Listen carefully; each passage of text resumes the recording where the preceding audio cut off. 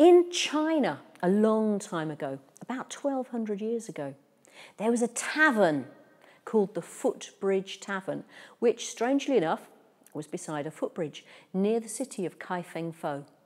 And this tavern, it was nice. It was run by a woman called Mrs. Number 3, and she was a generous hostess. She would let people off if they didn't have much money. They could pay half price.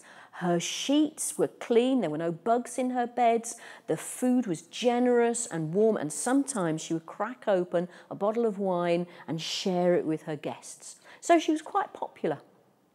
Nobody really knew who she was or where she'd come from. She didn't have any children. They assumed she was a widow in easy circumstances. She had the inn. She had a fine herd of donkeys that she would rent out to neighbouring farmers.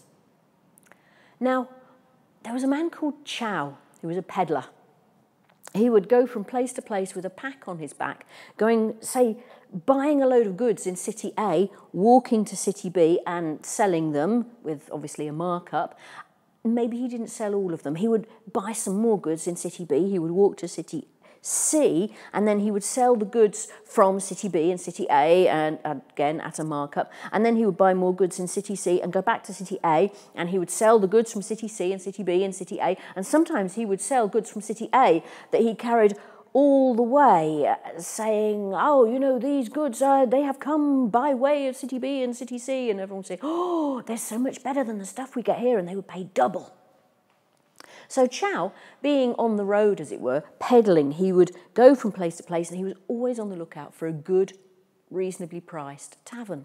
And he heard about the Footbridge Tavern and Mrs. Number 3. So late one evening, he fetched up there. Mrs. Number 3 opened the door and she says, oh, I'm so sorry. All the beds in my dormitory are full. But I'll make you up a special bed in the corridor outside my room. And she gave him some food, and they happened to be sharing a bottle of wine that night. Chow didn't like drinking. It made him go all red in the face and sweaty. So he waited for a discreet moment when no one was looking, and he poured his glass into a pot plant. Then they all went up to bed. The 8 other travellers were in a dormitory, and Chow was in a little truckle bed in the corridor, pushed against the outer wall of Mrs. Number 3's room. But he couldn't sleep. He could hear snores from the dormitory, but he himself was restless.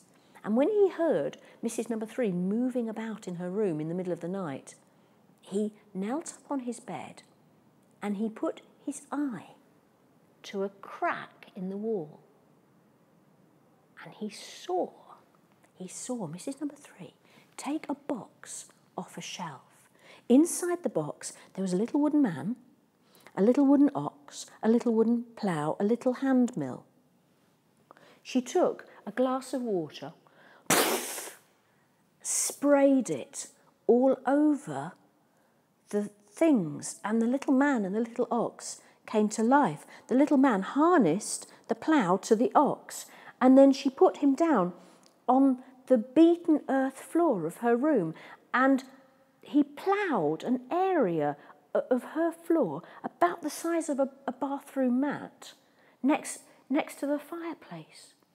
She gave him a packet of buckwheat seed. He sowed it on the beaten earth floor that he'd ploughed, and in the light and the heat of the fire, it grew, it flowered, it set seed all within minutes. Then he reaped the harvest, and he used the little mill to grind it into buckwheat flour, and then he went back to being wood again. She put him and the ox and the plough and the mill back into the box, back on the shelf. She took the buckwheat flour and made it into buckwheat cakes and cooked them on the fire. Then she blew out the lamp. Chow lay back on his bed, but he couldn't sleep.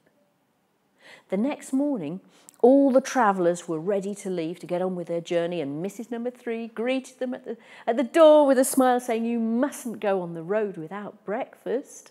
You've got so far to go, you need your strength. And she gave each of them a buckwheat cake, and each man took his cake and bit into it. Chow took his, put it to near his mouth but didn't eat it. He instead scuttled across the road and hid in the bushes opposite. And as he looked back, everyone who was munching their delicious fresh buckwheat cake started to get a little bit hairier. Grey, brown hair on their faces, faces that became longer, ears that flicked back and elongated as they went down on all fours, and became donkeys. And Chow realised this is where Mrs. Number Three's wealth came from. This is how she could let people off half price. He went on his journey. About a month later, he was due to come back past the city of Kai Feng Fo, and he was thinking, I wonder whether I'll put up at the Footbridge Tavern again.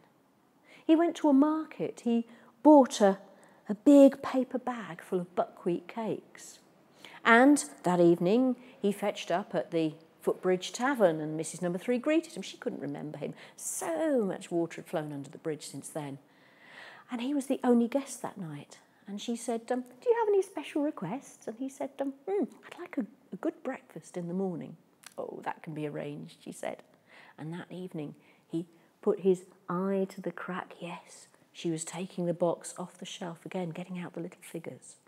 The next morning, he came down to breakfast, and there was a big bowl of buckwheat cakes waiting for him.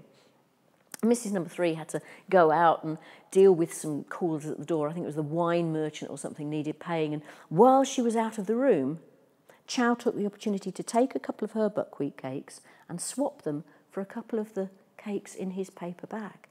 And when she came back, she said, "Oh, you haven't had your breakfast." And he said, "Well, actually, I was waiting for you because, you see, I love buckwheat cakes. In fact, I bought some yesterday in the market, and I was just thinking, I'm going to eat yours. Would you like some of mine?" And she said, "Oh, that's so sweet. Nobody's ever done that for me before." And she took one from off the top and started to nibble at it. And he started to munch one of hers, looking at her as she started to get a bit hairy around the cheeks, and her mouth, her jaw elongated, and her ears flicked back, and she went down on all fours, and he put a bridle on her. He took the box off the shelf, but he never learnt the trick of turning other people into donkeys, and I think that's good because that's a disgraceful thing to do. But he rode Mrs. Number Three for 4 years. She was a very strong donkey. She could go 100 li a day, which is about 30 miles, with any road and any pack on her back. And one day he was riding her past a monastery devoted to the gods of Mount Hua when an old monk came out, and he completely ignored Chow. He just talked to the donkey. He said, Mrs. Number Three of the Footbridge Tavern, what happened to you, eh? And Chow got off the donkey and looked at the old monk, and the monk said, "I know she tried to do you an injury, but she's suffered enough penance now. Let me release her." And he took the bridle off her head, and the donkey transformed into Mrs. Number Three, and she bowed to the monk, and then she disappeared. But she's still out there.